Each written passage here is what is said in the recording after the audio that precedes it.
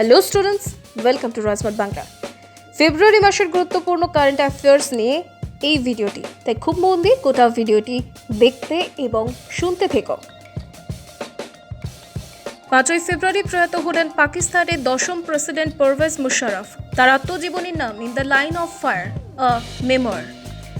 Album divine টাইডসের জন্য Grammy awards পেলেন ভারতীয় সঙ্গীত পরিচালক Ricky Kej. World happiness index 2023-এ ভারতের স্থান 136তম। প্রথম স্থানে রয়েছে ফিনল্যান্ড। ভূমিকম্পে বিধ্বস্ত তুরস্কের পাশে দাঁড়াতে অপারেশন দোস্ত নামক মিশন শুরু করল ভারত। গত 6 ফেব্রুয়ারি তুরস্ক ও সিরিয়াতে 7.8 রিক্টার স্কেল মাত্রার ভূমিকম্পে 50,000-এরও বেশি প্রাণহানি ঘটে। প্রকাশিত হলো সালমান রুশদির নতুন উপন্যাস ভিক্টরি সিটি। লেখকের অন্যান্য উপন্যাসগুলির মধ্যে অন্যতম হল the satanic versus, midnights children, the golden house.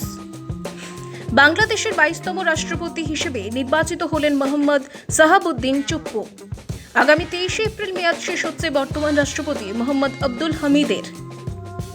ইউটিউবের নতুন চিফ এক্সিকিউটিভ অফিসার বা মুখ্য কার্যনির্বাহী আধিকারিক হলেন ভারতীয় বংশোদ্ভূত নীলমোহন। তিনি সুসান উইচেস্কির স্থলাভিষিক্ত হবেন। ইডেনে বাংলাকে হারিয়ে রঞ্জি ট্রফি জয় করল সৌরাষ্ট্র। 3 বছরে এই নিয়ে দ্বিতীয়বার রঞ্জি ট্রফি জিতল সৌরাষ্ট্র। নীতি আয়োগের নতুন মুখ্য কার্যনির্বাহী আধিকারিক হিসেবে নিয়োগ হলেন বিভিআর সুব্রমণিয়ম। তিনি পরমেশ্বরন আইআরএস স্থলাভিষিক্ত হবেন। উত্তর ভারতের প্রথম পরমাণু বিদ্যুৎ কেন্দ্রটি হবে হরিয়ানার ফতেহাবাদ জেলার গোরখপুর।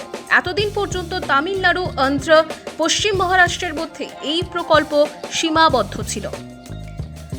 নামিবিয়ার পর এবার 12টি চিতা এলো দক্ষিণ আফ্রিকা থেকে। চিতাগুলিকে ছাড়া হয়েছে মধ্যপ্রদেশের কোনো জাতীয় উদ্যানে। প্রসঙ্গত, ভারতে চিতার প্রজাতি সম্পূর্ণ বিলুপ্ত হয়ে যায় 1952 সালে। আইসিসি টি20 মহিলা ক্রিকেট বিশ্বকাপ চ্যাম্পিয়ন হয়েছে অস্ট্রেলিয়া। দক্ষিণ আফ্রিকাকে 19 রানে হারিয়ে তারা এই নিয়ে ষষ্ঠবার টি20 বিশ্বকাপ জয় করল।